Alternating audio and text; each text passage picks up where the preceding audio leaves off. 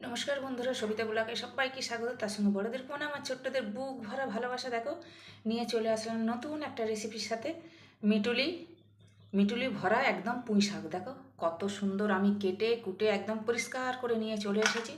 তো আমি এটা কী দিয়ে করি, আমার সঙ্গে থাকো, সাথে থাকো, দেখতে থাকো। ভালো লাগলে লাইক কমেন্ট শেয়ার আর সাবস্ক্রাইব করে দিও, পাশে থাকা বেল আইকনটা প্রেস করে দিও। আমি যা যা রান্না ছাড়বো সব নোটিফিকেশান তোমাদের কাছে চলে যাবে। দেখো কত সুন্দর মিটুলি আছে। এই শীতকালের প্রথমে আমি এই পুঁই শাক খাচ্ছি, বুঝেছো? তো চলো। তো কড়াতে সাদা তেল দিয়েছি, আর তেলটা গরম হয়ে গেছে। আমি চিংড়ি মাছগুলো নুন হলুদ মাখানো চিংড়ি মাছ ভেজে নিই। বেশ বড় সাইজের চিংড়ি মাছগুলো। তো দেখো এখানে বেশ কিছুটা আমি সবজি নিয়ে নিয়েছি। এখানে দেখো ওলকপি আছে কাটাই, দেখো ওলকপি, গাজর, সিম আর আলু, বেগুন, এই সমস্ত মানে সবজিগুলো পড়বে, ঠিক আছে? তবেই ভালো লাগবে কিন্তু। আর এখানে দেখো আমি চিংড়ি মাছ ভেজে নিয়েছি, আবার সাদা তেল দিয়েছি, আর ফোড়নে দেবো একটু জিরে আর 5 ফোড়ন। তো দেখো ফোড়নে আমি একটা তেজপাতা দিয়েছি, সেটা তোমাদের দেখানো হয়নি। একটা তেজপাতা দিয়ে দিয়েছি, আর ফোড়নটা পুড়ে যাচ্ছিলো বলে তোমাদের দেখানো হলো না। আলুটা আমি দিয়ে দিয়েছি, আলুটা একটু ভাজা করে নেবো। তো আলুটা একটু ভেজে নিয়ে আমি সিম আর ওলকপি দিয়েছি, ওলকপি দিয়ে একটু ভেজে নিয়েছি। দেখো এবার আমি গাজর আর বেগুন দিয়েছি, এটাকে আবার একটু ভেজে নেব।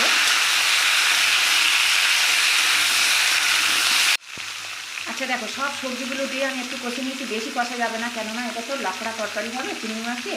এবার আমি 4টে কাঁচা লঙ্কা কুচি দিয়ে দিলাম, আর পরিমাণ মতন আমি লবণ দিয়ে দিলাম। আর দেখো এই যে বড় সাইজের একটা টমেটো আমি হাতেই, দেখো হাতে এরকম করে ম্যাশ করে দেবো। এটা না তরকারি অনেক সুন্দর টেস্ট আনে আর স্বাদও আনে, জানো? এই দেখো দেখো টন আসে হয়ে যাবে। এই দেখো দিয়ে দিলাম পরিমাণ মতন 1 টেবিল চামচ হলুদ দিয়ে দিলাম। তো দেখো এই চামচের 1 চামচ মানে 1 চামচ এটা টাইট, জানো তো, খালি 1.5 চামচ হবে গুললে ভালো করে। জিরে আর আদা বাটা দিয়ে দিলাম, জিরে আদা বাটা ওইটা, আর এটা ধনে গুঁড়ো দিয়ে দিলাম 1/2 টেবিল চামচ। আর গুঁড়ো ঝাল দিয়ে দিলাম 1 টেবিল চামচ গুঁড়ো ঝাল এটা। এইবার দেখো আমি সমস্ত মশলা আমার দেওয়া হয়ে গেলে এবার আমি কষতে থাকবো, বেশি কষবো না। তোমরা এরকম করে খেয়ে দেখো বন্ধুরা, এত দারুণ খেতে হয়। এই যে হাতে মানে ম্যাশ করে দেওয়া এই যে টমেটো, এটা স্বাদেই আলাদা হয়ে যাবে। তো দেখো মশলাগুলো দিয়ে আমি 1 মিনিটের একটু বেশি কষে নিয়েছি, কেননা বেশি কষলে সবজিগুলো সিদ্ধ হয়ে যাবে, কিন্তু এদিকে আবার পুঁই শাক আছে, একসঙ্গে তো ব্যালেন্সটা রাখতে হবে। দেখবে যে সবজি গলে গেল, পুঁই শাক সিদ্ধ হলো না, তাহলে কিরম একটা ব্যাপার মাখা মাখা হয়ে যাবে, ঘেঁটে মেটে যাবে। ওই জন্য মশলা দিয়ে আমি এক মিনিটের একটু বেশি কষে নিয়েছি। এবার আমি পুঁই শাকগুলো দিয়ে দেবো। দেখো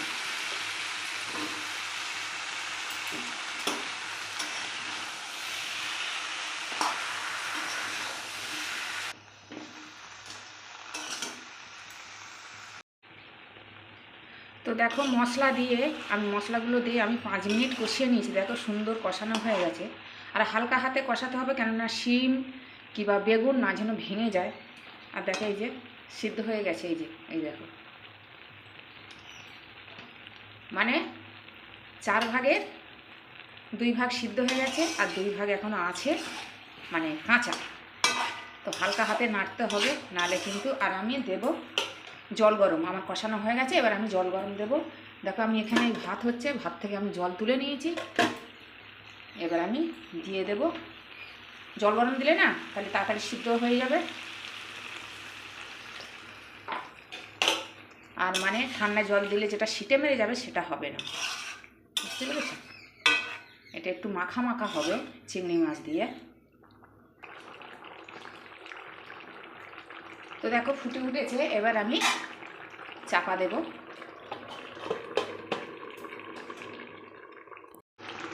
তো দেখো আমি 3 মিনিট চাপা দিয়েছি, তার চাপা দিয়ে রেখেছিলাম, এবার খুলে ফেললাম। এবার আমি ভেজে রাখা চিংড়ি মাছগুলো দিয়ে দেবো। দেখ এরকমভাবে ভেজে নিয়েছি আমি চিংড়ি মাছ দিয়ে দিলাম।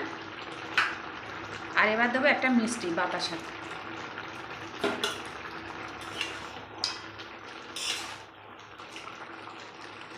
আবার আমি চাপা দেব। তো দেখো মিষ্টি আর চিংড়ি মাছটা দিয়ে আমি 2 মিনিট চাপা দিয়ে রেখেছিলাম। তো দেখো কত সুন্দর হয়েছে, তরকারিটা কালার এসছে আর মাখা মাখা হয়েছে। এবার আমি গ্যাসটা অফ করে দেব। গ্যাসটা দিলাম অফ করে। তো গ্যাসটা আমি দেখো অফ করে দিয়েছি। এবার আমি ঢেলে নেব। ধরে কড়াটা গরম আছে তো দেখো।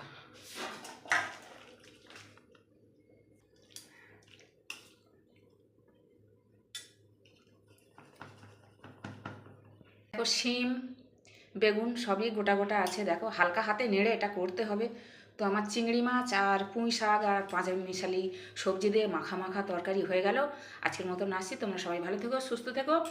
আর এরকম করে করে খেয়ে দেখ। শীতকালেই তো সবজি খেতে, আর সবজি খাওয়া অনেক ভালো। জয় রাধে রাধে, জয় কৃষ্ণ কালী কালী।